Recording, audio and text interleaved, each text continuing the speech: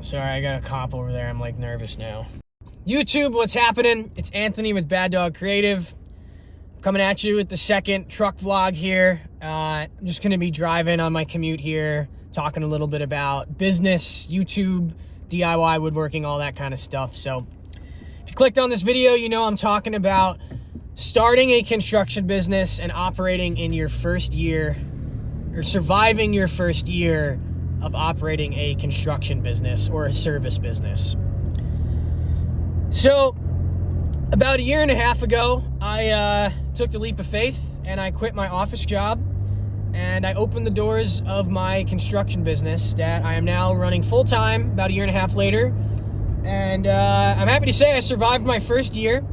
And if you're watching this video, I'm sure you're either about to start a construction business or a similar service business, or you already have and you're looking for some advice, or maybe you're just interested in what I gotta say here. So either way, thanks for sticking around here to watch this. So let's dive right into it. Well, I think the first thing I'll say is that the first year, as everyone will tell you on any level in any business, the first year is really hard. Like, I kind of got forced into leaving my other job because they knew that I had started this company and I was starting to bid work. And I won't go into too much detail in this video how I kind of got pushed out of my other office job. But basically, there was a little bit of a conflict because of the scope of services I would be bidding with my company and the services I was giving customers at my other job. And it could have created a potential conflict. And my boss and we kind of agreed that it was just best that I quit when I quit.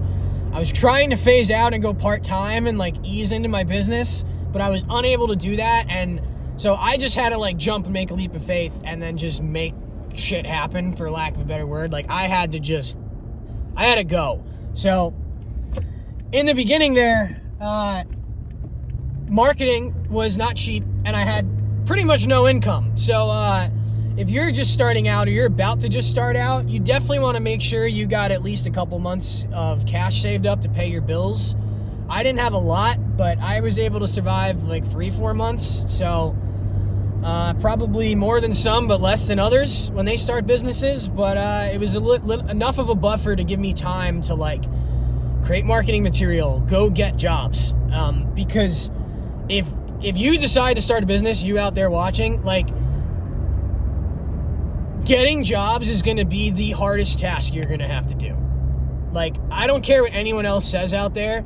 Landing jobs is the most important and probably the hardest job that you're going to have to do of the many hats you're going to have to wear if you're a sole owner, construction or service business owner. Like, doing the actual work takes one skill and you have to master that, or at least get it to a level where you're like competent and can like problem solve on your own. Like, your customer's not going to tell you where to go buy your lumber. Like, you need to just know where to go get it, or whatever hardware and stuff you need. You got to be able to figure it out. And I was also moving to a new area, so I wasn't familiar with all the suppliers around here. So I had a lot of stuff to figure out when I first started this thing. Like, just finding all the suppliers, where can I get good prices from on materials.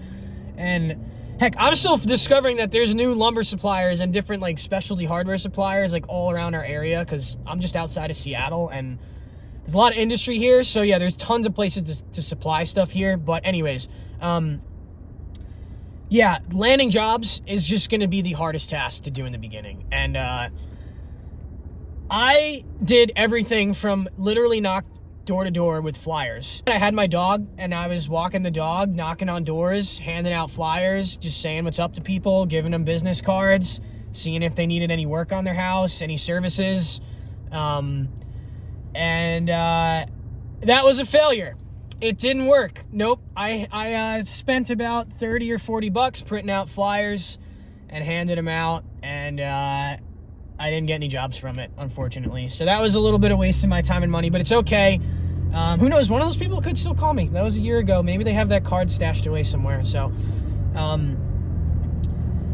the other means that I tried to get jobs was advertising. I mostly used HomeAdvisor, which is now Angie's List, which a lot of people, a lot of contractors really hate.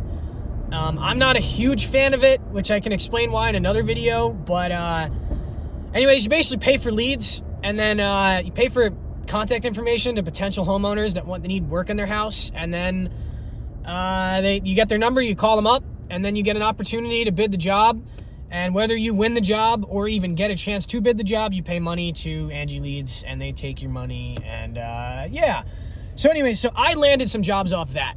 I did. I landed a couple of decent ones. I landed like a $25,000 deck off that, which was pretty cool. So that paid for a lot of the marketing for a few months, actually, that one project. A couple other small ones, just like little repair jobs I've done. Come in, did like a day or two of trim work, make $1,000 or $2,000, a couple thousand in a few days of work. I've done that a couple times last year. I also used Yelp. Another handyman actually recommended that I use Yelp. So yeah, I've gotten a few projects from Yelp.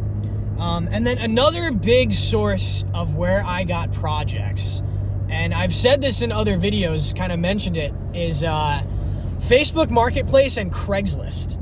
Interestingly enough. So I posted a little ad on Craigslist, just like offering my services. I think it cost me $5. And another handyman reached out to me, and he was wondering if he could hire me as a contractor to contract out handyman services to his clients, because he was getting more clients than he could handle.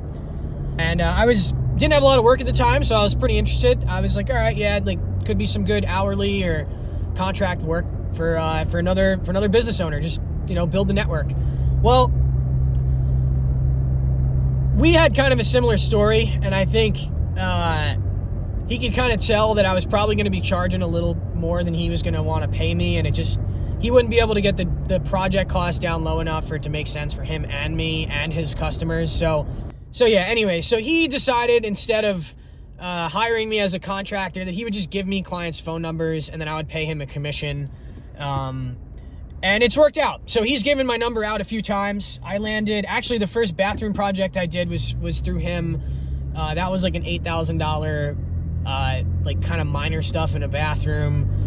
And then the neighbor of that house hired me. So yeah, like one connection, you never know like how that could lead, because basically just that one $5 Craigslist advertisement that I put out led to a meeting with the handyman service company. And then it turned out that I was a little too expensive for him to hire me to execute his contracts, but we kind of had a good vibe. So he was just like, hey man, I got a lot of clients. I'll give my number out. I think I can trust you that you're not going to like make me look bad if he's given my number out. So we established some trust there. I did some good work for the clients he recommended me to. And yeah, then I just shoot him commissions. He'll just invoice me electronically, and I'll pay him anywhere from 50 to a couple hundred, depending on the size of the jobs that he sends me. So if you're just starting out and you're like, how do I get jobs? Well, you got to put ads out there. It might be a newspaper, it could be Craigslist, and don't be scared to meet up with other contractors, vendors. You just don't know where it could bring your network. You'll learn as you start to grow your business that your network will grow and branch off from like 1 or 2 or maybe 3 contacts. Like, you don't actually need like hundreds of clients. Like, you only need a couple of pretty good ones. And if you get one client that knows a lot of people, like, that can be a seed for like tens of hundreds of thousands of dollars worth of work. And especially if you're executing good work for those people. If you execute good work for somebody that knows people, your phone will not stop ringing. I kid you not. So that's the kind of the first main piece of advice, is just get yourself out there. You gotta put in a lot of effort in the beginning to just network and network and network. And if you are in a place where maybe you grew up and you know a lot of people, this might not be that hard for you. You might already know a lot of people. You might know commercial clients. You might know, I don't know, just people in your area that you grew up around, people's friends, parents, grandparents, cousins, uncles, whatever, that need work from you. But if you're like me and you're in a new place, or a place you didn't like grow up and you just don't know that many people, like, you got to just get out there. And sometimes it comes down to knocking door to door, and other times it comes to like putting ads out there. So that was the Craigslist job, was this other handyman service, or Craigslist connection. So the other one is Facebook Marketplace. So I've mentioned in other videos that I post things for sale on Facebook Marketplace, like custom furniture pieces that I build when I'm slow. And that has led to a lot of work. I just post tables. I built a bed frame for my house, for my family. And yeah, I post them up on there. I put an ad up that says custom furniture for sale, and people reach out all the time. Probably once a week, at least once a week, I get a message from someone looking for a custom table, custom desk, something like that. In the beginning, I was like writing bids for all of them just because I like wanted to be formal and like try to like look really professional. But I've kind of learned that that's not really the best move because I wasted a lot of time doing that. Because most people, like, they reach out to a woodworker looking for a custom table. Like, they can't afford $1,000 even custom table. And that's kind of on the lower end of the spectrum when it comes to custom work. So I get a lot of people looking for $300-$400 tables. So yeah, there's a good market out there if you could build like cheaper furniture. And I've done a couple of them. Honestly, I've had some people just like, oh, I just wanted like a cheap table out of like framing lumber. And I'm like, really? Okay, like, we should probably go get some like nicer fir or like some red oak or something. And they just, they can't afford the hardwood or the rough sawn stuff. So sometimes you just take what you can get. But anyways, I posted for sale on Facebook a pallet table I built. Actually, it's one of my most viewed videos on here, and I still haven't sold it, but people reach out to me on that specific post looking for custom stuff more than even my other like custom furniture for sale posts, which is crazy to me. And that's how I landed an $11,000 and change contract with a church for 5 pieces of furniture. I'll kind of blow it here because if you're watching this, you're probably going to watch my other videos. But so yeah, I built them a narthex table. I built them an altar table, a kneeler, a baptismal font, which is like this sculptural stand that holds a bowl, and there's one other one. Oh, and a lectern. So like, a lectern, things for paper, people to stand at with a microphone, all that stuff. So yeah, that was a big contract. That was like 4 months into me starting my business, 3-4 months into, and so that really propelled me. And I'm going to be posting a video explaining all of the finances of that project. I'm going to go through all of my costs on it. I'm going to show you the contract that I wrote up, so the bid essentially that I wrote for this customer for these tables. I'll show you, all my lumber costs, my labor inputs. I did have to buy some machines for this. I'll just run through all the finances of that project, and you'll see exactly how much I actually made on it, because obviously I didn't make $11,000 on $11,000 furniture build. I had some stuff to buy. So yeah, I think the amount I made on that will surprise you at the end of it. So be sure to subscribe if you're not already, so you can stay tuned for that video. That'll be coming out in probably about 2 to 3 months, I hope, to post that one. So yeah, I got a bunch of other build videos ahead of it. So to kind of wrap all that up, yeah, so in the beginning when you're starting your business, the marketing and just getting jobs is going to be like the hardest part. I used a combination of Craigslist, Facebook Marketplace. As rowdy as it might seem, it worked. Knocking door to door, networking with other contractors and like handyman services, and just my own personal network. That's pretty much how I landed most of my jobs. Oh, and the last one, this is also a big one. I can't believe I forgot to mention this one. Just talking to people in public and have business cards on you all the time. Like, I can't even tell you how many times I've handed out business cards and I actually get calls. Like, you're in Home Depot, you're in the hardware store, you're somewhere, and someone's got a stack of lumber on their cart. You can kind of tell, like, are they a builder? Are they like a homeowner? Like, you kind of get the vibe, but no matter who they are, just talk to them. Yo, what's up? What's your wood for? What are you building? What are you building today? It's Saturday. Oh, you doing stuff for your wife? Like, just ask people stuff. Just ask them what's up. Be nice. Be friendly. Hand them a business card. Hey, I'm a builder. Hey, I do this. I do carpentry. I do carpets. I do whatever you do. You do tile. Whatever it is you do. Just talk to people. Hand them your card. Say what's up. Act nice. Be curious about what they're doing. And you're going to get calls that way. I got calls that way. You just be confident. Like, hey, I own my business. Yeah, here's my card. I'd love to work for you. And like, you have that attitude and people just sense it. And then you're going to get calls, and they're going to call you. And when you get those calls, they're usually not bidding the job. They usually got a vibe from you and they like you.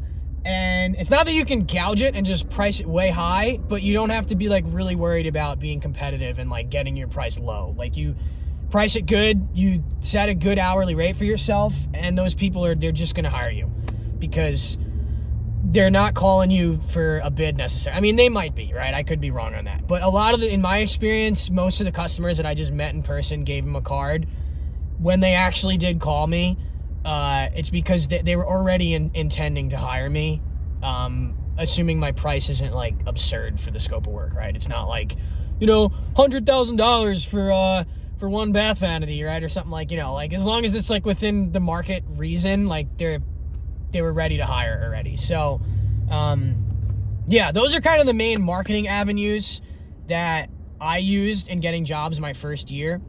And, each one of them has worked in its own way. So really, when it comes down to getting jobs, you got to do a combination of all of them. Now, the other piece to landing jobs in the beginning, which I think is even more important than the marketing, it's more important than what your logo looks like. You do need to have some kind of business card, just like your name, like John Doe Construction, like just something on a business card with your number and like an email, contact information, like picture of the saw blades, something. It doesn't matter if it's awesome in the beginning. You don't have to spend hours and weeks and months on it. You can do it better later, or hire someone when you actually have revenue. But just get your marketing material out there. Be ready, just like have an ability to give somebody your contact information. And then you need to just go and start meeting people and going out and spending your time bidding jobs, just going to job sites and writing bids. It's this part takes a lot of time. It does.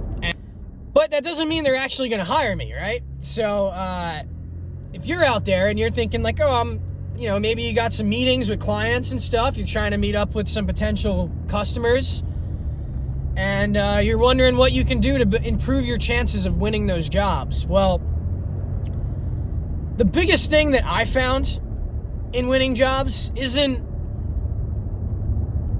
being the low bidder. It's not having the really nice truck. It's not having the fancy logo. It's confidence.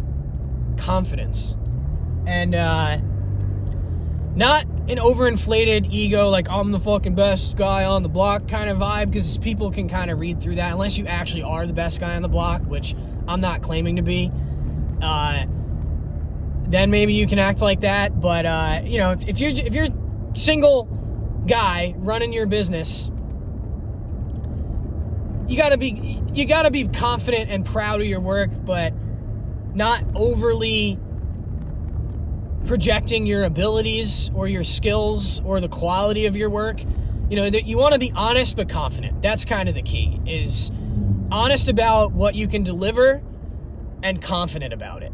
So here, I'll give you some examples. So you show up to a meeting with a client and they're like, hey, I want to rebuild my deck, right? I don't know if the framing's rotten, but the decking's ugly and there's some rotten boards and we want to replace the decking, right?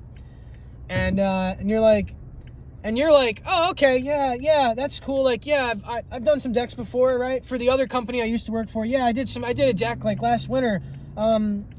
I think it'll be about like 7, maybe 7, maybe 18,000. And you're just like washy.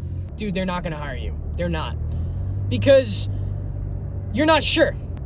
You're like, oh, I think the job's 7, it might be 12, it might be. And the point is when you show up to a job, you're either going to tell people what you know or what you don't know. You're not going to tell them like, oh, I think the price is this, or it might take me this long. No, you can't do that. Because you say, I think, or I probably, maybe, should, I hope we can, like, those things can be helpful in some ways, but also it makes you look like you don't know what you're talking about or doing. And I'm guilty of this. I've done this, and I've probably lost some jobs because of this. So I'm not saying that I'm perfect in this, and It's also not to say that giving a customer a price range is a bad thing, because it's not. It's not a bad thing. But you need to be confident. So you need to, again, let me give you another example. So client says like, oh, I want my deck built.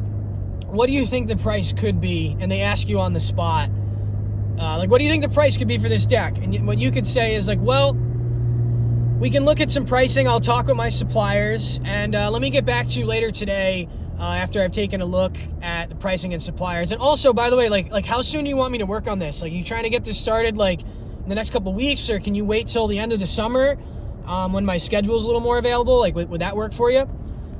And a response like that, even though you didn't actually answer their questions, you didn't tell them how much you think the deck is going to cost. But what you did tell them is that you're going to get them the most reliable information you can give them later today or tomorrow. And you're also gathering information from them as to how quick they need it. And you can also tell them like, oh, if you need it next week, I do have another project, another client that kind of wants to start soon as well. So if you want to start in 2 weeks, it might add a little bit to the price, but if you're able to wait till the end of the summer, I could probably get your price down a little bit. And that kind of a move is going to help you land clients. And you might not get the client next week, which if you're just starting out, you might really need it next week. So I think that is probably the biggest challenge in the beginning, is when you actually need jobs, is when you're the most vulnerable. And you're the most vulnerable to getting hammered on by clients on your bids. And they'll smell it on you, trust me. Because if you go to a job and like you talk to them, right, you go to the meeting and then you leave the meeting and you submit a bid and radio silence happens, right? A lot of times this happens. You submit a bid and then clients don't answer. You always want to follow up, give people a day or two. I usually will email a bid and then text a client like the same day, like, hey, I sent the bid, just confirm you got the email. Because a lot of times I'm getting people's emails like in my phone and stuff, and then I'm like typing it off my phone into my laptop when I send the bid. So I just want to make sure I didn't spell anything wrong. But, if they don't answer the text, that's fine. But usually like a week later, I'll follow up. Like, hey, did you get the bid? And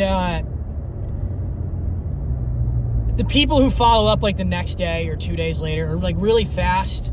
Or if they don't answer, if you immediately just go to like, is the price too high? Before they even said anything about the price, then the client now has all the leverage on you. They now sense that like, oh, he wants this job. He's asking me if the price is too high, and maybe that's why I'm not getting back to him. But you don't even know if that's why they didn't call you back, right?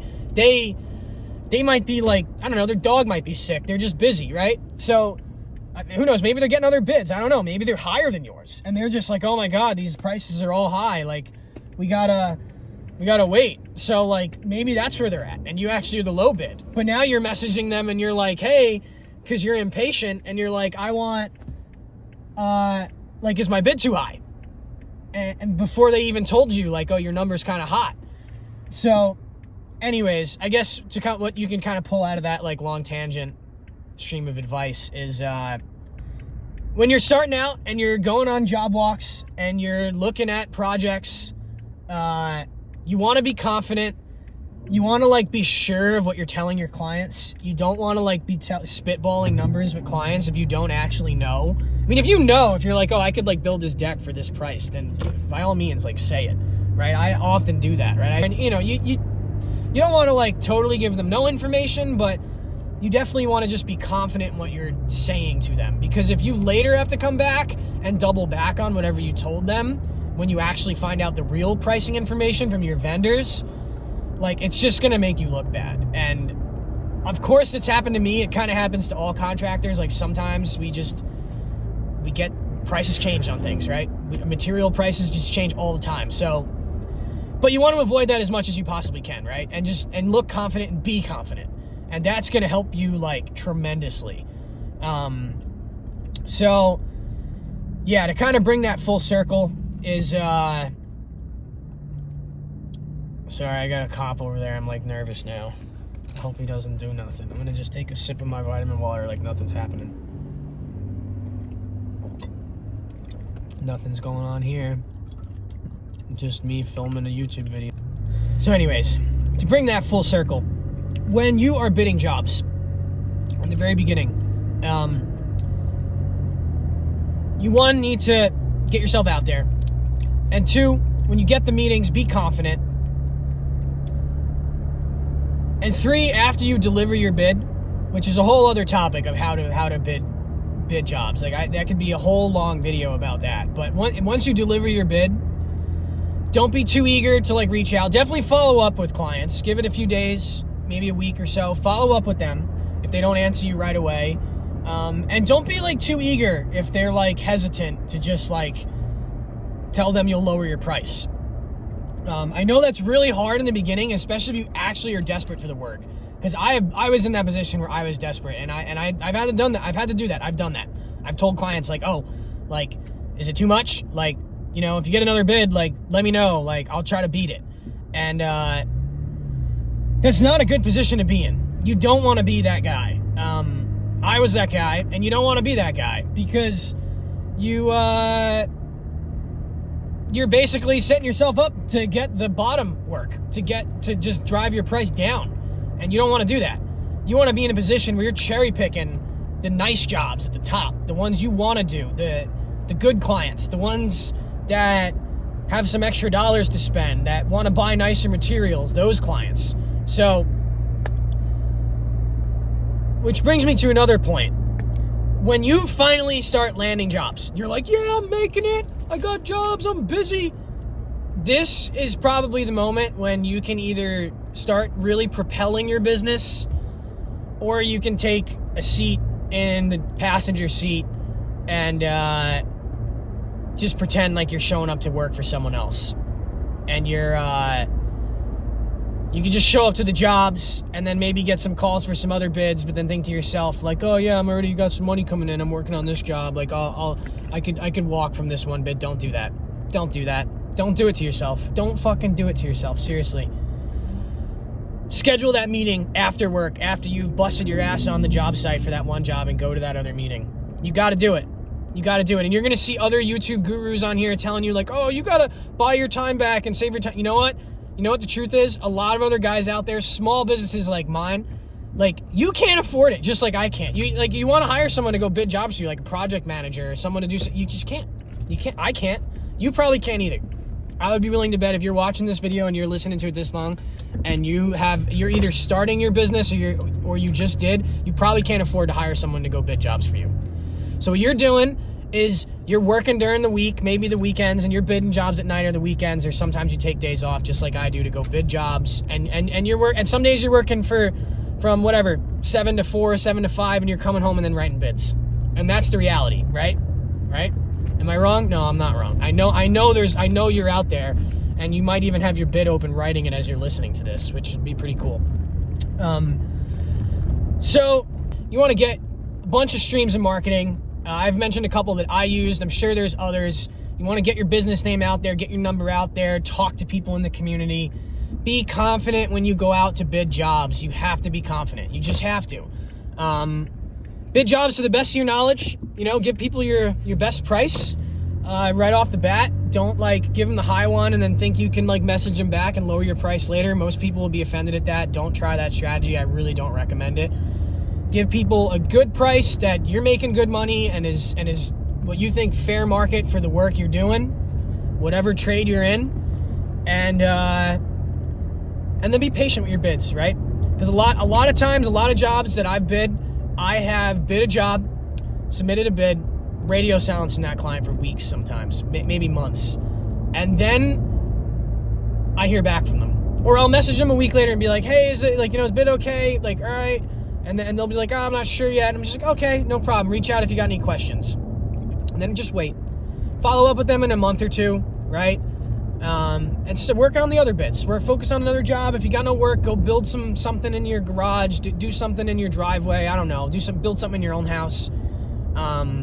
You got to strike a balance between like chasing the client and like making them feel like you're there for them if they have questions about your services or your price, but not too pushy where they feel like you're desperate for the work, because then they're going to take that and most people will probably use it as leverage against you. They'll either try to get extra work out of you, or they will simply just like press you on price, right? They'll just sense that you're desperate, and that they'll be like, oh yeah, can you take $1,000 or $2,000 off the price? And if if you actually are desperate, you probably will. You probably will say yes, and you'll take the $1,000 or $2,000 off. And you don't want to be in that position. You really don't. No one wants to be in that position. You want to be in the position where clients are calling you to add work to the contract, not take work out or press you on your price. So to get to that position, which is now where I'm finally at after 1.5 years, and I'm so happy to be saying that I'm finally in that position, is you need to land some jobs that are going to book your schedule out a little longer. And that could either be a series of smaller jobs that you're just booking out, right, weeks after weeks. And I've done smaller handyman jobs where I'm in for a day or 2 days or just a week, and some bigger ones that might be a couple weeks or a month or two. And once you're in that position, then you can comfortably go out to bids on your evenings and nights and weekends, as I mentioned before, and you can bid them just a little bit higher, just a little bit. But now you're confident, right? Because you're like, oh, I got a schedule. You're like, yeah, yes, sir, ma'am. I'd be happy to work on your deck or your bathroom or kitchen. My next availability in my schedule is 3.5 months from now. I got a couple other bids out, and somebody else might take that spot. So just, let me know as soon as you're ready to get in my schedule, and I'll come collect $1,000 deposit from you, and we can finalize your bid and get some design drawings going. And that's how I sell jobs.